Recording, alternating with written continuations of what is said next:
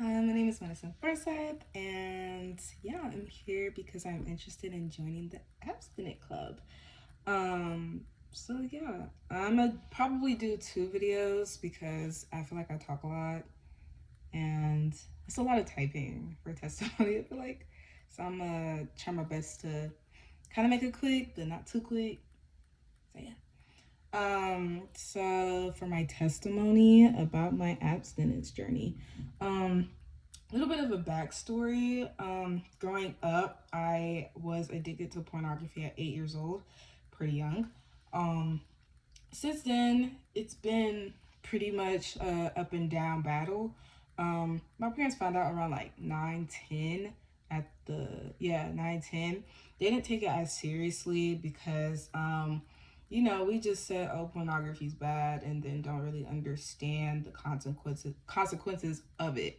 Um, so throughout then, once they kind of like started not caring anymore, I went back to it. I think about 3 years after the fact that they found out. Um, yeah, I was a competitive cheerleader for over half of my life, and it was a lot of stress mentally and physically. So as a stress reliever, I would go back to pornography, which I started masturbating, I think, around that time too. So not only am I back in it, but now I discovered a whole new other addiction. So yeah, so I did that for a lot of years, and I think around middle school that's when like started to find out more about sex. Um, yeah, I also had a friend. She was gay at the time. She would tell me about I guess gay sex stuff like that, and that had me curious. So I was still doing pornography. I would go in there and see girl on girl pornography as well. And that kind of scarred me in a sense. Like I was never attracted to girls, but I always viewed sex with men um, just very aggressive and just not pleasing. Um, and back then, that's how pornography that's how it made it seem, and that just didn't make me very excited to want to start having sex with men because I was like, dang, it looks like it hurts, like it's just not pleasing to the woman. So yeah, after that, fast forward high school, still diving in and out of it. I even went to a church around 15, 16, and they didn't really help me with it either. Nobody really took it seriously. I was finding things out on Google. There was even like a Google site saying like, oh, you can masturbate for God, like that's a sign of worship. So like it made me feel better, not gonna lie. Of course, I don't know, I didn't know, I didn't have any discernment. I didn't know like this was like completely false. So yeah, I ended up doing it for that reason. Completely demonic, doesn't even make sense. Just trying to find every avenue and trying to find help. I wasn't getting help from anywhere. Like this even caused me to have suicidal thoughts. Started self harm. Um, it was just terrible. Like we talked about yesterday, like shame and stuff. That's what was going on, and I didn't know why because I wasn't getting answers from anybody or anywhere. Um, so after that, fast forward.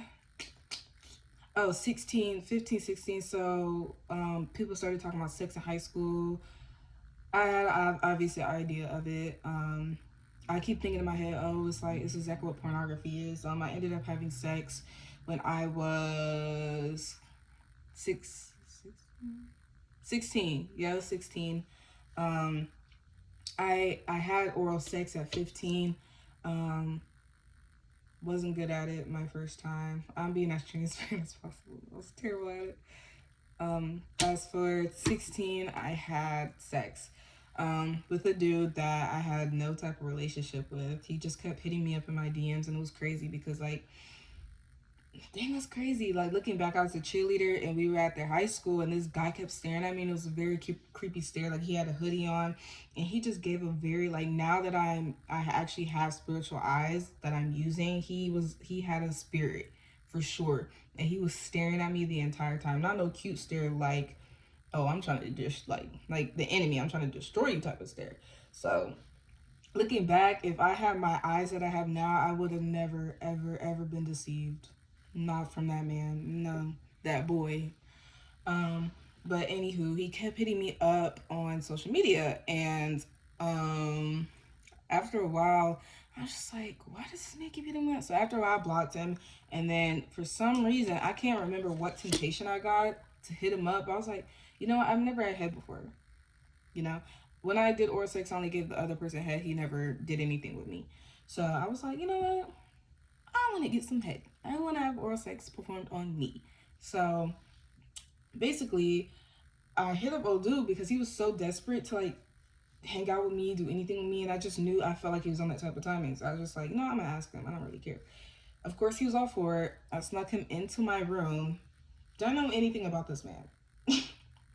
Not one thing. I was terrified to sneak out because I like 360 on my phone, and um, yeah, I'm not even gonna risk it. My parents they wasn't crazy, but they was crazy. So yeah, snuck him in my room, and basically we performed sex, and I hated every bit of it. Um, at first, I realized till a couple years later that this is a version of rape. Um, I guess date rape apparently. So we was watching a movie, and basically, I'm kind of scared to like make the first move or anything, and then we end up starting to like do the foreplay and all that, and I ended up someone's just telling me I don't want to do this, like I don't want to do this. So I kept telling him like, no, let's watch the movie, da da da. He kept convincing me, just being like not forceful, but like very like pushy with his words, and like kept like touching me like, come on, you're gonna like it, this and that. And like after a while, I kept saying no, no, no, and then like it just got to a point where it's like he's not gonna take no for an answer. We ended up doing it raw, which that made it even worse. I was in so much pain. It was so painful. He gave me head after I was bleeding down there, so I don't know how he was like continuing to like give me head. So after I went into the bathroom after he left, and like it was just so much blood, and I started crying because I was like, this is what people like. This is what people love to do. This is what people can't get enough of. Like, this is terrible. Like, no. Um, we kept talking because I was scared to cut it off. I was a very like timid person back then. I didn't have a voice. I felt like I was always scared about what people thought about me, and like getting validation for others, even if it's something that I don't want to do, or are completely against, because I just wanted to be liked. I grew up and I was very quiet and got bullied. So like high school got to a point where I was like, I was one of the best cheerleaders. I just wanted to be liked by people. um so yeah, we kept talking for like 4 months. And I just was still in so much pain, and I don't know, like I kept inviting him over because I was just scared to end it. Um, yeah, it was terrible. It was terrible.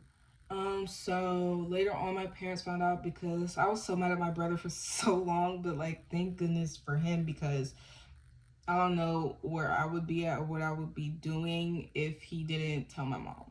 I would probably be pregnant or something, or still having, STD, which we're gonna get to.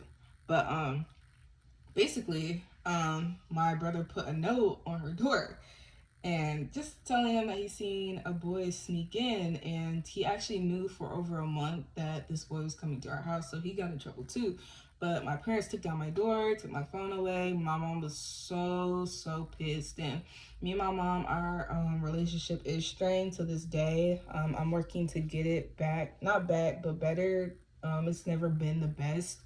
Um, she called me a slut, a lot of words, slut, whore, all that going through my phone, just violating, and I didn't ever feel comfort from her, which I completely understand why they would be mad, but it was just to the extreme. And she's also a delivery nurse, so it made it worse because she sees young kids every day getting pregnant. So I know it probably hit a nerve or a trigger, but it was just the way she went about it. It definitely strained our relationship to this day. Um, so yeah, dealing with that had me self-harming again. Even think about suicide thoughts and things of that nature. She ended up taking me to the clinic because she was originally going to get a pregnancy test for me. I didn't think twice about STDs, although I thought it was a yeast infection or anything, because I've had that before because I'm an athlete, so it's very common. So yeah, I'm thinking, okay, I just have yeast infection, and a week later they're like, oh, you have chlamydia, and I'm like, chlamydia, like what? So I'm freaking out because I don't know anything about chlamydia. I don't have any type of knowledge about STDs, nothing. So I'm thinking, oh, I'm about to have this forever. Like I'm done for. I'm done for. So my mom's like, no, you're fine. Like da da da. She ends up getting me the pill that's like it basically disappears in like 2 days or whatever. So I ended up getting rid of that by the grace of God. So after that, in a sense, I'm kind of glad that it happened because, of course, it's a part of my testimony. But although I wasn't like deeply into, tapped in with God yet necessarily, even though I grew up in church, um, it still changed my way and view on how I should be treated by men. So after that, I was a lot more strict with men. Like I was like, if you're doing this, don't hit me up. If you're doing this, don't hit me up. Like I just had like, I was strict. I didn't play. My next boyfriend was in junior year through senior year. We dated for 2 years. We was having sex as well. Didn't enjoy it at all. I was still tapped into pornography, so I realized that pornography definitely desensitizes your senses, and I feel like that's something that I was struggling with heavy. Still till this day, that's something that I do feel like I'm still praying for, that God, helps me with. Um, but yeah, I had sex with my 2 year boyfriend, and it was just not enjoyable every time. It just sucked. It was terrible. Like I was like, I can't. I was like, but I love him so much. I'm gonna just stay with him. Da, da, da. So yeah, after that, we ended up breaking up because I told him that I didn't want to have sex anymore. I started to have really bad sleep paralysis around this time, which now obviously is demonic attacks. Um, and yeah, I kept telling him that I don't want to have sex. I don't want to do nothing, of the sort. And he stayed saying, oh, I agree with you, da da da. Comes over to my house and we end up having sex in like 5 minutes of watching a movie or something. And it was just very, very frustrating. Of course, after we break up, I found out that he wasn't even saved because we never had that conversation, which is crazy. Um, it's really crazy how we didn't. But yeah, we ended up breaking up. That was a really hard thing to do because we were together for 2 years, and he would not let it go for like a year after that. Was texting my parents, my brother, like getting his sisters to hit me up and text me, and I was being viewed as a bad person, and I didn't really care because it was just like I knew that's what God wanted me to do. He was very controlling as well, and also said he was going to commit suicide. You know how the manipulation goes. Um, so it was very hard. I lost a lot of friends staying with him as well. He was to the point. It was just to the point where I couldn't be friends with anybody without him feeling insecure, jealous. So, saying I love you, I'll do anything for you, sacrifice. I just cut all my friends off, and now looking back, it sucked. Like I was just like, what am I thinking? But I'm in high school. I don't know any better. Um, hit college. So like now I'm like super duper happy because I'm like, and I'm like HBCU because I'm looking at like cute HBCU boys. I'm looking up, I'm like, so this is what I've been missing. This is part of why I haven't had good sex, because like all the men that I've seen and boys that I've seen in high school, I was never attracted to them, like ever. So yeah, so I was having sex my freshman year. There was one guy that we had like good sex, I guess, and I was like, this is what I'm missing, da da da. So it wasn't until the end of freshman year where I started to realize I'm really depressed. Like I'm not myself. I was also a cheerleader at Tennessee State University, so like the schedules were strict. I just wasn't happy. So yeah, I'm still tapped into pornography. That obviously made it worse. I had a roommate who was very outgoing, and I was very insecure about her because of the way that she went about things and her personality. It's like she just had people gravitate towards her, and it's like she always got like the cute guys and the cute boyfriends, and like always had great sex. And I was just like, why can't I have that? Like, and it's like I couldn't. That's one thing that God made sure I couldn't do was smoke. I can't smoke for nothing. Like she would come in and be like, "Hey, you want to smoke with my friends?" Da da da. And it'll be like really cute guys, and I just be like, "No, I can't," because like I'm not gonna embarrass myself and like cough for 2 hours. Like one time I took one puff and a blunt. It was coughing for 2 hours until I was coughing up blood. Like it was bad. Um, So like, anytime she tried to invite me to stuff that I know that I wasn't comfortable doing, whether that was like drinking or smoking, I just didn't want to do it. The most thing I would do is probably take an edible, and I did that. I don't do that now, but back then when I was tapped in. So yeah, I became very depressed, self harm again. And that's when I ended up saying, okay, I need to turn to God, like for real. This is when my actual journey with God started. Um, yeah, this is when it started. I ended up getting baptized. Something about the month of February is always like a huge like breakthrough for me. Um, and that's when it started. And I got baptized in Mount Zion in Nashville. It's a pretty big mega church. It's very popular. And I got baptized in February. It was definitely a big start for me. Of course, after that, I'm definitely more tapped in with God, gaining more knowledge of that sort. Only problem with being at TSU was there was no Christian community, none. Like even like the Bible studies, they were teaching wrong things.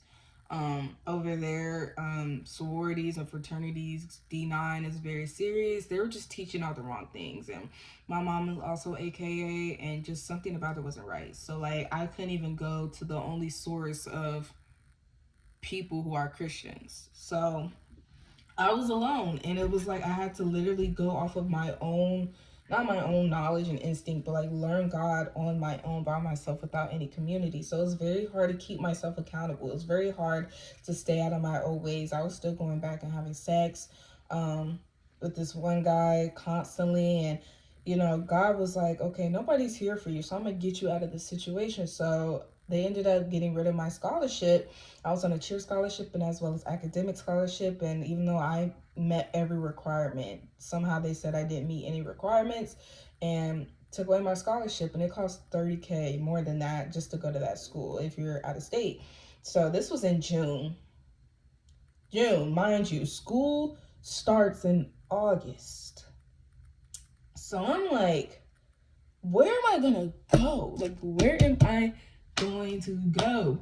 So I ended up going to A&T, and that was the last place I wanted to go to. That was the last place, like, that was the last thing on my list. Like, even in high school, I was like, I do not want to go to A&T. Everybody and their mama go here. Everybody and their mama go here. And I'm from Charlotte. Like, I'm not trying to see people that I know. Like, I need new faces. So God was like, no, you're going here. You're going here. And I'm like, okay. Okay, I'm gonna stop being disobedient. I'm gonna listen to you. I'm gonna listen to you. So fast forward, fast forward, fast forward, fast forward. So this is why I'm trying to make 2 videos because I'll be talking a lot. But fast forward. Let's go to 2023. Yeah, so we're gonna skip 2022 bit. 2023. Once I got here, 2023. Once I got here, I dove right back into partying. I met a great friend group, and they definitely helped me out with socializing with people. And that's when I realized people are only meant to be in your life sometimes for a reason, a season, or a lifetime, and they were definitely for a season. We're all still cool, but I have boundaries that I can't cross, and sometimes they understand that. But yeah, we was partying, stuff like that. I had sex with a Q. Crazy word. Cause not even having sex with a Q, but like when you think spiritually, like they have them spirits on them when it comes with like fraternities and D9, and now I'm like, what am I thinking? But yeah, we ended up having sex. I cut him off like off the bat. And then trying to think. Yeah, after that, that's when I went back into getting close with God. I met the Kingdom Chaser group Bible study. I don't know if you know them, but they are an amazing Bible study group. Now they're like the closest people that I'm with on this campus, and I love them so much. I don't know where I would be without them, and now I'm literally staying and rooming in an apartment with 2 of them, and we all keep each other accountable, and it's just like, God, he's so intentional. Because I would have never thought. But got really close with them. Fast forward to February, that's when I got delivered from pornography. and also depression and a lot of other things at Mount Zion, the one in Greensboro. And when I tell you, I was just I felt so relieved right after. Like it was like I was a whole new person. Like the personality that's been hidden and like the missing pieces of myself, all of a sudden came back, and I was just like I felt like I had such a bright light on myself. Um, but I just kept falling. I kept falling short. Um, Now the 7 months after February, I was abstinent. I didn't have that was the longest I went without sex. That was 7 months. But throughout those 7 months, I don't know if it counts, but I was still, watching pornography. Not as much though, but still watching pornography and masturbating. And it sucked because I felt like I did all that work for nothing. But Chance, I don't know if y'all know Chance, but he reminded me of sometimes deliverance isn't the way that we think it might be. Sometimes it's a process. Sometimes it takes time. Like it really takes time. It's not like an overnight thing just because you have people praying over you and all of a sudden you feel free. Sometimes it doesn't work that way. So, I took that into account and I gave myself some grace because I was just so ashamed of myself. Like I was just so disappointed and it was just terrible. So fast forward, after no during the summer, I was doing really good with being abstinent, really good, and it ended the 7 months when all of a sudden, I don't know how the enemy got me into this hole. I don't know how I fell into this hole, but basically there was a 32-year-old because I play flag football. There's a 32-year-old on my flag football team, and we ended up, being close, getting close, and having sex. And he wasn't even a Christian himself. And I don't know how I fell into this hole, but I was so disappointed in myself. It took me so long to forgive myself for what I did. It almost turned into an abusive relationship, and he also had HSV too, and it didn't tell me till after we had sex. So yeah, I don't have it by the grace of God. But it was weird because he had like a similar spirit from all the other dudes that I've been with, almost every single one.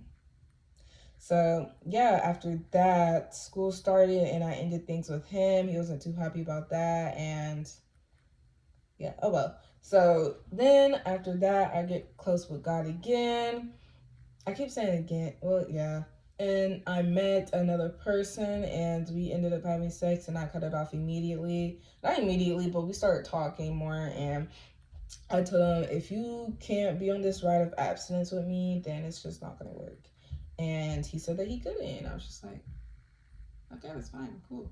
I was really brokenhearted though, because he had all the qualities that I wanted, but like had nothing spiritually that I wanted. Like he wasn't tapped into as a man of God yet. He just started being a Christian. But I can't compromise myself because I know how I get and I know my urges and my temptations, and I can't mix with somebody who easily falls because I feel like I'm not even strong enough to withhold myself. So I feel like it obviously needs to be equally yoked because when one falls short, what's the other one gonna do? Because they already down here. So like who's gonna stop it? So yeah, after that, that's when I really I think yeah, I'm abstinent now for almost 2 months, so I'm really happy about that. I haven't watched porn in months now, months. So I came in. I don't even remember when. Yeah, I don't even know how many months. Like, and that makes me happy. Like, so yeah, that I really feel like I'm in my breakthrough with delivery from that. So I'm really really happy. Um, so yeah, pornography is gone. I feel like finally, I finally can say that. But you always have to stay alert. You always have to stay alert. Um, what else? So yeah, that's it. I have been as transparent as possible. I have no shame in my testimony at all. Period. Point blank. I know a lot of people are ashamed to share certain things, but like these types of testimonies are the ones that bring people to God. When people see, okay, like they deal with the exact same thing and they're tapped in with God and have a community, and they're not perfect. Nobody's perfect. So yeah, that's my testimony, and I'm gonna get to the questions in my next video.